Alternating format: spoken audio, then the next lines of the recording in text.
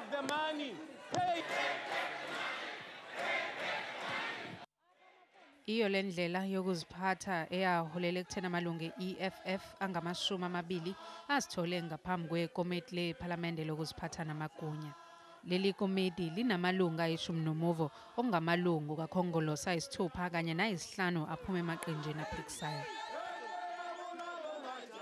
We have appointed a person from outside who's an advocate, then who will lead the evidence against the members of the National Assembly.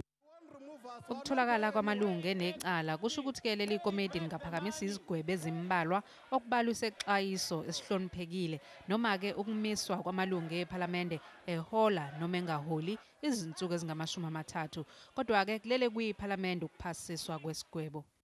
Ungoti wezomthethosisekelo uthulindele ukuthi ANC iwagwebe kanzima amalungu e-EFF kodwa ke uthunethemba lokuthi amanye amaqembu azowacabangela. The Act also says that that penalty can only be imposed if there is a serious or repeated contempt of Parliament. And I'm not sure that the conduct of the EFF members in the context of what happened on this particular day constitutes serious contempt of Parliament. Kodwa i-EFF isifaka isicelo senkantolo sokumisa ukuqhubeka kwaleli komiti. We think that the entire process has already been tainted.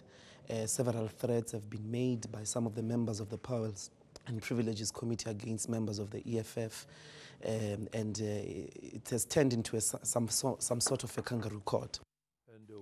Usihlalo wekomiti uthi akanalo ulwazi ngencwadi yenkantolo ye-EFF kanti ke uthi kuzoqhubeka njengoba kuhlelilwe ukuhlala kwaleli komiti kuze kube uyaziswa ngezinguquko.